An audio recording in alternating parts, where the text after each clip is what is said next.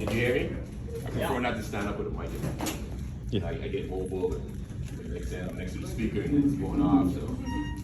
So yeah, welcome to St. Thomas, and thank you Yacht, Grande, and Vitpa for inviting us tonight.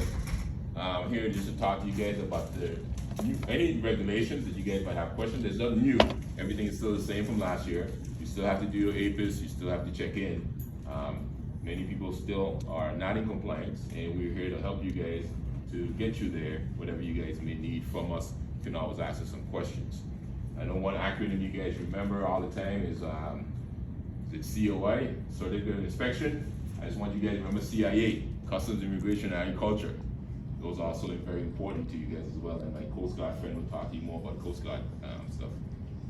So, agriculture, remember, regulated garbage. If you're doing a long-term trial, you're going to BVI, no meats, all that regulated garbage, you have to either leave it on the vessel or leave it in the BVI. If you guys have any questions about agriculture, I encourage you to call and reach out to the agriculture supervisor, which is Oniki Winston. Our office is down at Yacht Lightning Terminal. The number there is 340-774-6755. Right. And then you have your. Can I ask a question about that? So we can leave it on the vessel, like as part of the ship's store? If you're going to be based out of here, Like if you go buy groceries here, go over there for a trip and then come back with the same groceries you had here. once you don't offload it here, you should be able to leave it on the boat. But that's a question for that. They can give you that. Some vessels choose to do a purge if they're going to be here for a long time. When agriculture will come to the vessel and help you take the stuff off, and then you provision for everything from St. Thomas if you're going to be chartering here in the Virgin Islands, within the U.S. Virgin Islands, which is a great segue for me to tell you about the other regulations that a lot of people ignore. If you're going to be chartered solely in the U.S. Virgin Islands and Puerto Rico, your crew has to have documents to work in the U.S. So you have to be a U.S. citizen or a green card. If you're a private vessel, then if you're a private vessel, then you can use the B1 visas for your crew, but you have to be solely private, can't be for charter. If you're for charter and you do have C1Ds, which is the crewman visas, or you have B1, B2, which is the B1 is the business visa that you usually give to the yachters. You can't pick up your charters here, but you have to include a foreign stop in your itinerary. All right? So I get that question a lot. If I pick up a charter here, could I stop at Trunk Bay? Yes. However, you have to leave the country at sometime within that itinerary. Any questions? Yeah, as a dual American Brit on an American flag boat, I've always been told for years that you can't hire non-Americans as crew on an American flag boat. I had an owner who hired a maritime lawyer and sent me all the federal statutes quoting that you can. They just can't be officers, they can't do night watch, and they have to have residence outside the US. Is that true or not? That's true. Okay. Yes. You can hire non-US on a US flag vessel, but that vessel can't be operating solely in the US. Okay. So if you operate in a US flag vessel in the US, and Coast Guard will probably go over that regulation, because I think it might be one of their regulations. But as far as immigration, if you have a US flag vessel and you solely operate in the US, you have to have US citizens or permanent residents on that vessel. So that's the gray areas, how if you do one charter in the Bahamas and you're based in Florida, then you're good for the whole year, or like if you do one trip to the BVIs and all the rest of your charters. No, you're not good for, no, you're not, no. You have to, say for instance, let me get an example.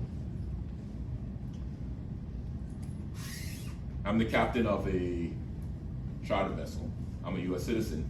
My vessel is flagged in the US. And I'm running charters and I'm basing out of US Virgin Islands. If I decide to run my charter from here to St. Croix, over to Calabria, and back here in, I cannot have non-working citizens on my vessel. Regardless of how often you do it, that particular journey has to have US citizens on board because you operate in the US. And your crew, officers, whatever you want to title them, has to be able to work in the US. Yeah. Now, with that same vessel, if I run charters over to the BVI, I can have a non-citizen on board, but I have to go foreign with that non-citizen. Just like the cruise ships. The cruise ships are foreign flag, they have foreign nationals on board, but they cannot pick up somebody in Florida and drop them off in St. Thomas. And that's why the cruise ships will tell you, if you don't get on a vessel in Puerto Rico or in Florida, you have to get on in a foreign country. Because then they'll be transporting people from one US port to the next, and then that becomes, then you outside that agree, you're red, because you're wrong. Gotcha. Okay, good, thank you for clarifying. So that's the immigration. You gotta check in. Another misnomer that we have, I get this a lot, they would say, oh, we have 24 hours to check in. No, you do not. You have 24 hours to make a formal entry of your vessel. What is a formal entry? On a commercial vessel, that's turning in that 1300, that 418, and all the documents that goes with a formal entry. However, the law says you will make your entry as to the nearest customs facility as soon as possible. So no, you do not have 24 hours to check in. All right, any other question? So I just gave you a CIA, Customs, Immigration, Agriculture. Don't the boats have to file if they're with BVI 24 hours in advance before they come in and make an appointment to come in? No, because it's such a short distance, you have to file, now you're asking about the APIS regulations. You have to file the APIS an hour before you depart the BVI. And you should be filing that APIS an hour before you leave the US to go foreign as well. So thank you for that. So that's another APIS. APIS is also the Advanced Passenger Information System that you need to be filing if you're running commercial. I don't care how big that boat is, you can be carrying 100 passengers or you can be carrying 2. Any question? So we're based in St. Croix. You leave. Sorry to hear that. I'm sorry. Not a problem. We leave the BVIs to go home with a charter or without this crew. You're telling me I have to stop in St. Thomas or St. John first before going back to St. Croix? No. Well, you just claimed. I said when you first, no, I have to define stopping now. Okay. When a vessel is deemed to be stopped is whenever it comes to its first mooring, when you drop anchor, you pick up a ball, or you tie it to a pier. So once you do that, then you consider it arrived. And then you have to see customs, immigration, at your nearest convenience, the earliest convenience. Miss Morales is a lot nicer person. Well, she is. She's been doing it for what, 50 years? At least. But when I say that, it's because St. Croix doesn't have marine facilities. You don't have the fancy Yacht Haven Grandes or the seaports that we have. So it makes it harder on you when you go do those foreign trips. So, When you said ABIS, that's the same as ABIS. That's the same as the E-node. yes, it's followed through ENA. We teamed up with the Coast Guard because a lot of information we require, the Coast Guard require. I know the Coast Guard doesn't require the 5, what's it, the gross tonnage for you guys for, 300? Yeah. But for us, it's for every commercial vessel. So since we teamed up with the Coast Guard on that, we just have one single system to that you can give that information to. Yes, so it's the same as ENOAD. One more quick question. I'm afraid you. When somebody picks up here, foreign flag, foreign vessel, they come over here, they pick up here, they're allowed to do that, and they sail out to go to BVI. Is there a time frame that they could, sail here? I thought it was like either 40 hours or 72 hours, I don't remember which. I know it's some sort of time frame, I don't remember what it is. Well, I don't know of any time frame.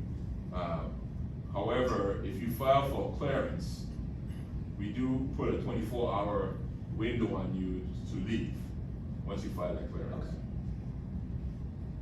But pull clearance out is not required going to the Right. session. You do not need to do pull clearance out to go to the BVI. Right. Yeah, so, just, But I recommend it though. You know why? Because a lot of folks would go to say they're going to the BVI and they get some smooth sailing and say, let's go on to St. Martin. They get to St. Martin and they be calling me back, hey, St. Martin has to be detained because I don't have a clearance. And that has happened several times. ENOAD for charters, if you're not on charter, you go to BVI for repair, come back in, can we use CBP Rome? Or is it ENOAD still? We plan to pilot a program that allow vessels that is less than 6 passengers going for a day trip, or in your case, to use Rome. But for right now, we've had too many owners to say on vessels, because a lot of folks say, well, I just have the owners on board, so I want to use Rome, and next week they have another set of owners on board, and the next week there's another set of owners, and then the next week another set of owners. So we can't keep up with all the owners, so we just say if you're a charter, you'll be a charter. So if we're a charter vessel, regardless of whether we're there on charter or not. Without paid passengers. Yeah. Right, I understand what he says. I fully understand what he says. Yeah. But we're trying to pilot a program, Mm-hmm. and that program would allow you to use Rome in that situation. For only crew, copy. Right. So, but to be a participant in this program, you have to be in compliance with everything. Your room, you're checking in, checking out, as far as your is filing on timely and You accuracy. can't go wrong if you use either way.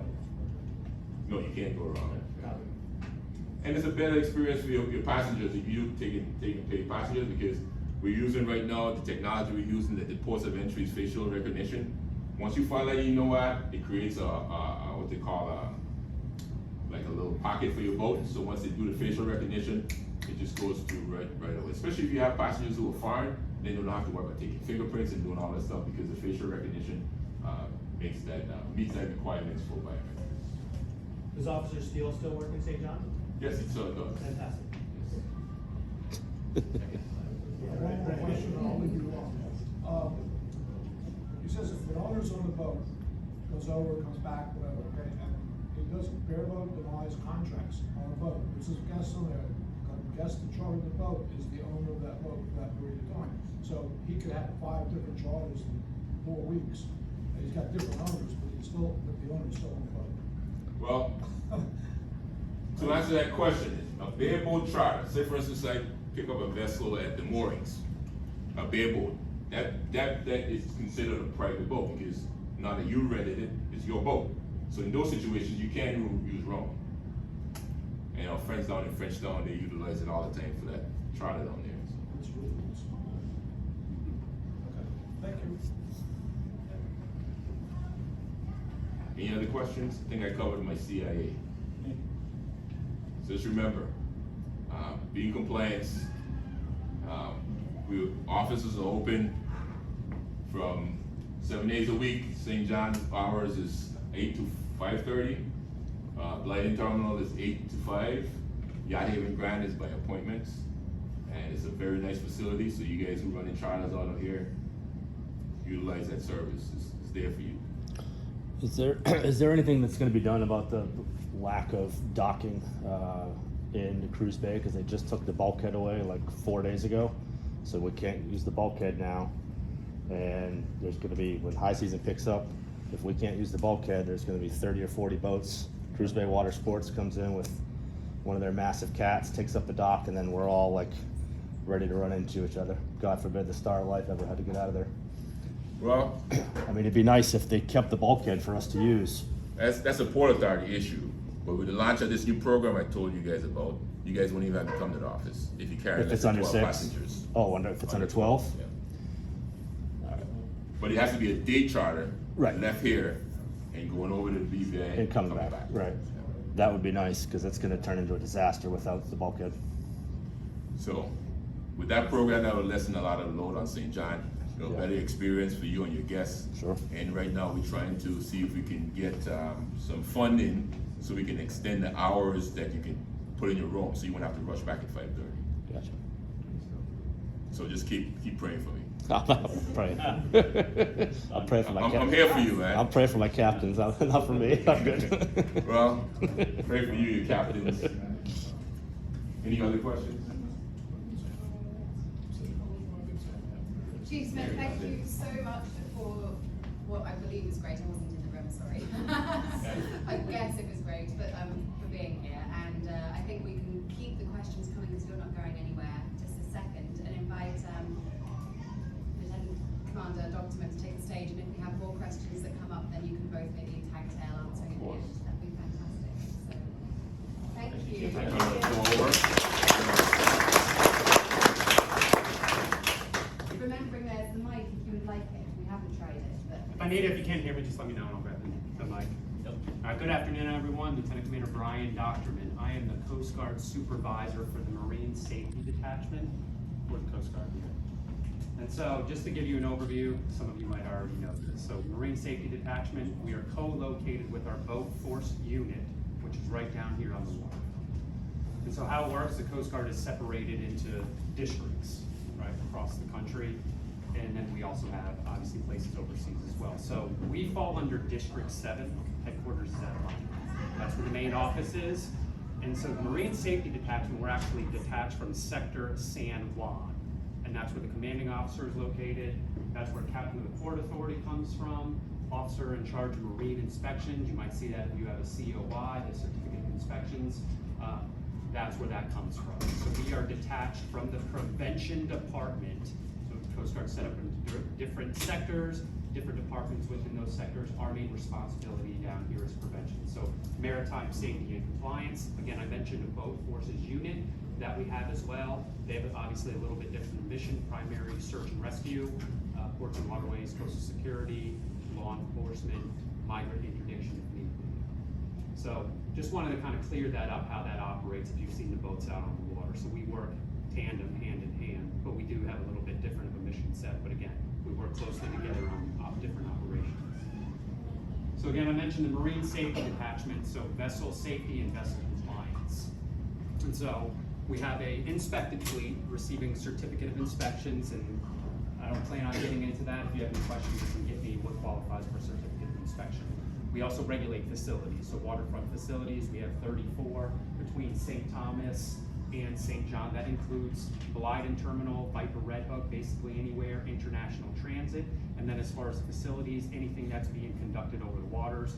We're also responsible for waterways management, marine event permits. If you see Christmas, I can't remember the names, but I know they have different parades, different events on the waterways. Those need to be routed through our office, go up, so we can make sure, right, that it's broadcast and everybody knows.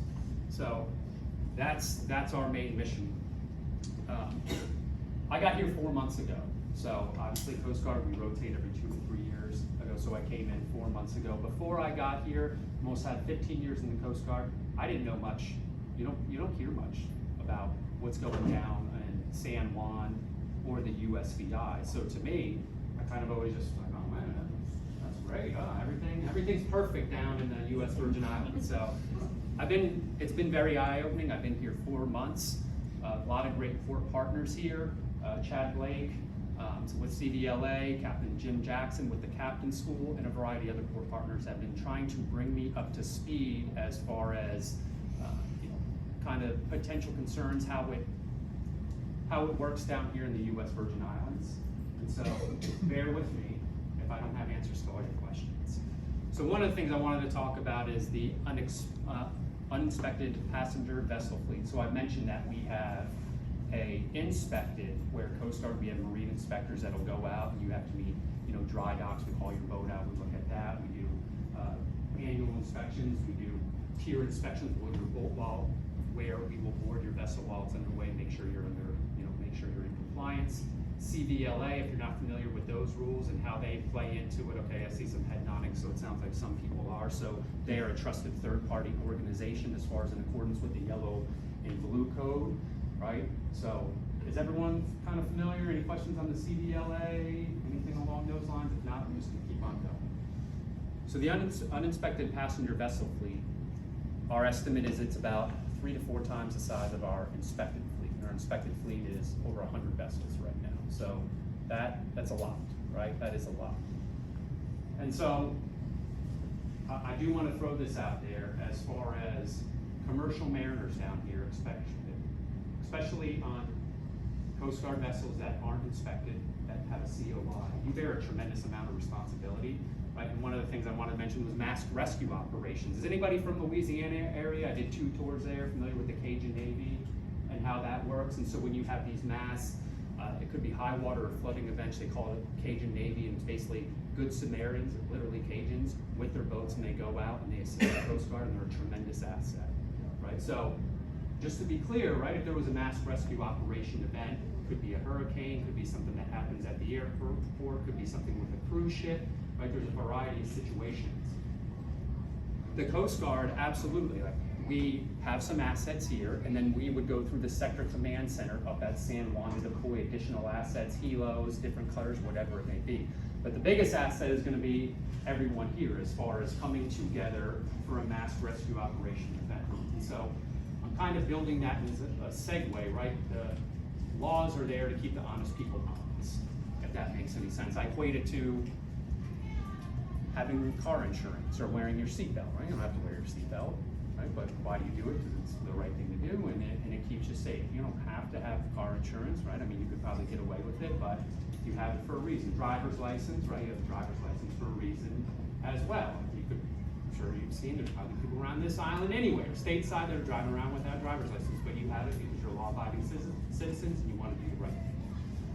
So, where I'm going with this, before I get into some new STCW updates that recently came out, is it's been brought to my attention as far as compliance. Like, hey, what is the Coast Guard doing? What's their role in ensuring compliance, especially mariners that might be coming into U.S. waters? There's mariners here that are doing the right things, and indication that there's people out there, but you could argue that's anywhere, not just on the water, that aren't necessarily following the rules, have the proper credentials, licensing, certificate of inspections, whatever it may be. And so, again, all of this information, I've been taking it in.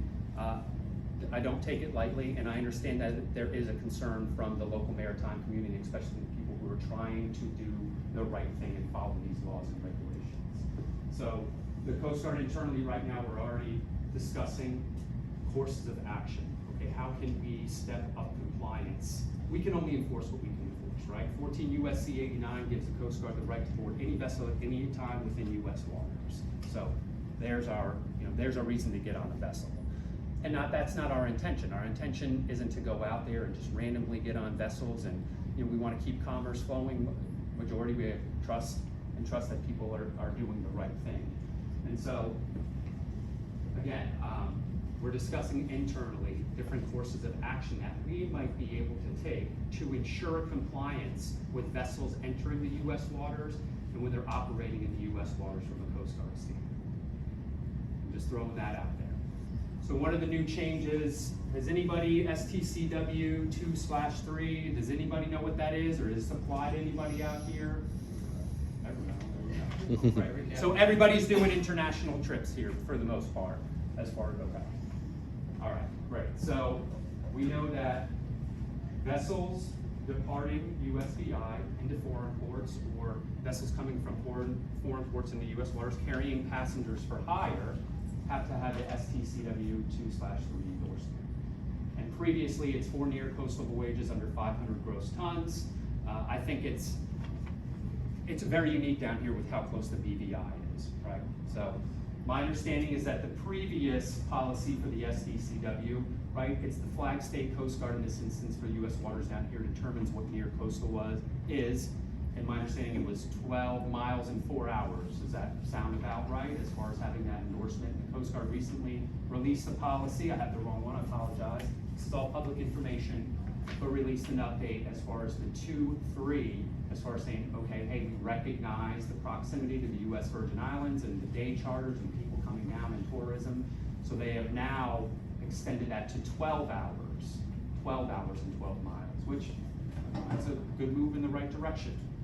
I met with Captain Jim Jackson, went to captain school, and one of the things he brought to my attention is the proficiency in survival craft limited, and what does that entail. So working with him, there is a questions in here. If you have questions on any of the policy, where you can reach out to headquarters. I'm going to be working with Captain Jim Jackson to see if his captain school, potentially his courses criteria already meets the intent of the PSC limited, his training program, because ultimately, right, I mean, that's a lot of time and money, expensive flights to go up to Florida to get this stuff done. So we are still working on that, but that 2-3 endorsement does give you that 12 hours and 12 miles.